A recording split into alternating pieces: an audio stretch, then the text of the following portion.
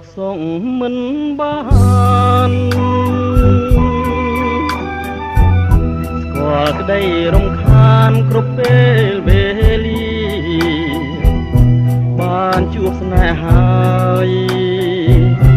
កម្មតាមផ្ដន់ទាឲ្យរៀមកំព្រា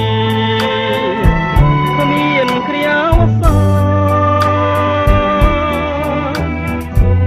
ក្តីស្នេហ៍ថាស្មោះអស់ពីដួងចិត្តតែមនុស្សអក្រិតចិន្តាសាមានកាយសាហាវណាស់ដូចសត្វដេរិឆាន